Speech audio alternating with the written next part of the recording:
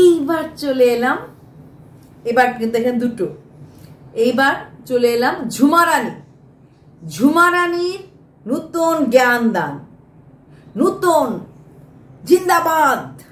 কিসে জিন্দাবাদ? চলুন নূতন সংস্কৃতি গড়ি, চলুন আমাদের বাঙালিদেরকে জাগ্রত করি। কি নিয়ে জাগ্রতটা হচ্ছে? আমাদের জাতীয় সঙ্গীতের মধ্যে বাচ্চাদেরকে প্রেয়ার লাইনে এবিসিডি শেখানো। যেইভাবে কীর্তনের বলতে পারছিল না, পূজার গানগুলির মধ্যে হিন্দি গান রিমিক্স করি, রিমিক্স বলতে পারছিল, হিন্দি ভার্সন বলছিল, রিমিক্স হয়। আমরা আসলে কীর্তনের গানগুলো হিন্দি গানের সুরে কীর্তনের গানগুলি হয়, ঠিক সেইভাবে নাকি রবীন্দ্রসঙ্গীতটাকেও নাকি আমরা আরো মডার্ন করে নতুন প্রজন্মের কাছে বা নিউ জেনারেশনের কাছে আমরা পেশ করি।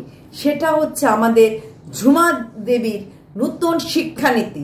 চলুন নতুন দেশ গড়ি, নতুন সংস্কৃতি গড়ি, নতুন কৃষ্টি কালচার গড়ি। এবং কাকে নাড়া দিয়ে? রবীন্দ্রনাথ, মানে পুরো দেশে শুধু রবীন্দ্রনাথকেই পেল। ও রবীন্দ্রসঙ্গীত গান বলছে, রবীন্দ্রসঙ্গীত গান হয় না, রবীন্দ্রনাথের লেখা গানকেই রবীন্দ্রসঙ্গীত বলে। রবীন্দ্রসঙ্গীতকে চেঞ্জ করে, রবীন্দ্রসঙ্গীতের ফরম্যাটকে চেঞ্জ করে বাচ্চাদের জন্য শিক্ষা দীক্ষা মানে দেওয়ার কথা বলছে, এবং বেছে নিয়েছে রবীন্দ্রসঙ্গীতকেই। এবং নিউ ভাবে যেভাবে হিন্দি গানগুলিকে কীর্তনের মাধ্যমে এনে রিমিক্স করে, সেইভাবে বলছে রবীন্দ্রসঙ্গীতকে রিমিক্স করা। পাগল কি আর গাছে ধরে না।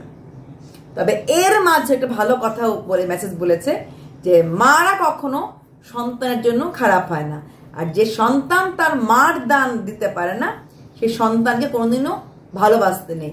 তাহলে এবার তোমাকে বলছি, তুমি তোমার এই বুড়ো মাটাকে দিয়ে নাচাচ্ছ, শর্টস করাচ্ছ, বুড়ো মাটাকে দিয়ে লোককে বকা খাওয়াচ্ছ, বুড়ো মা এসে বসে যা জানেন না, যা বোঝেন না তা নিয়ে কথা বলছে। তুমি কি তোমার সন্তান হওয়ার দায়িত্ব পালন করছো? তুমি কি তোমার মার প্রতি কর্তব্য পালন করছো? মা হাঁটতে পারে না, মাকে বলছে যাও রান্না করে আসো, তাও বলছো না যে মা চোট মুখটা এগিয়ে দিই। তোমার নিজের সন্তান খারাপ ব্যবহার করলে তোমার গায়ে লাগছে, তুমি তোমার ভিউয়ার্সদেরকে জ্ঞান দিচ্ছ, নিজে কি করছো? নিজে কি করছো?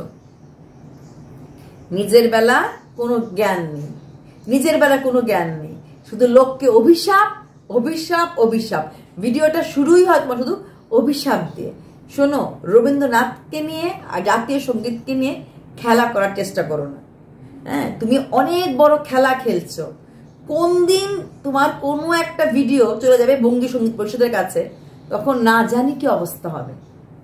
তুমি রবীন্দ্রনাথের মধ্যে কীর্তনের গান কোন দেখেছো? কোনো কীর্তনের গান, রবীন্দ্রসঙ্গীতের কোনো গান কোনো কীর্তনে করতে কেন করে না?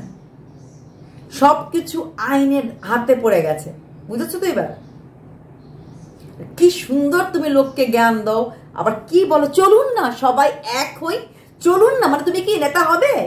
নতুন নেত্রী আসছে ধুবুলিয়া গ্রামে, কোন পার্টি জয়েন করবে? মানছি না, মানবো না করবে, রবীন্দ্রসঙ্গীত মানছি না বলবে, তাই তো? কোন পার্টি জয়েন করবে? না প্ল্যান করে ফেলেছো? কেউ নেবে না।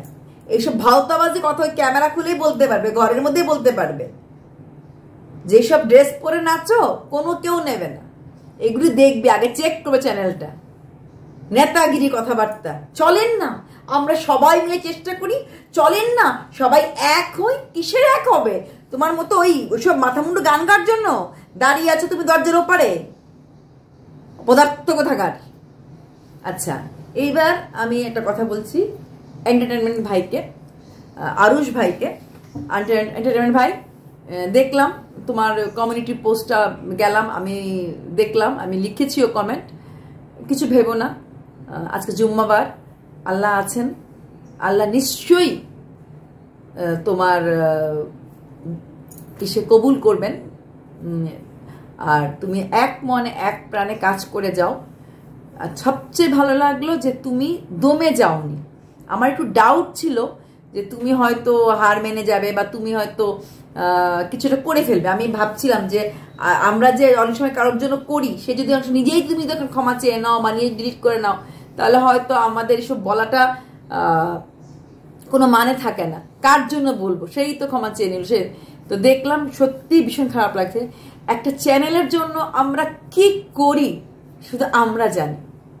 মানে আমরা যারা এই থাম্বনেইল বলো, ডেসক্রিপশন বক্স বলো, একদিন ভিডিও দিতে না পারলে কত লোকের ভিডিও দেখি, তারপর সেখান থেকে গিয়ে তার সে কি বলছি সেটা শুনি, তারপর ভিডিও বানাই। অনেক সময় ঘরে অসুবিধা থাকে, ঘরের লোকদেরকেও স্যাক্রিফাইস করতে হয়। এই টিভি জোরে ছিল না, এই প্লিজ জোরে কথা বলো না, ভিডিওতে চলে আসছে।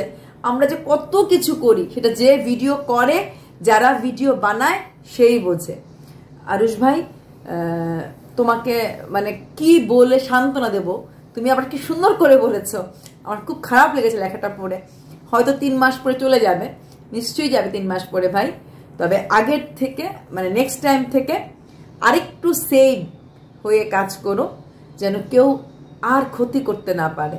দেখো, আমরা কারোর মন, কারোর মানসিকতা আমরা চেঞ্জ করতে পারবো না। যার যেটা মন, যার যেটা মানসিকতা সে করেই দেখাবে।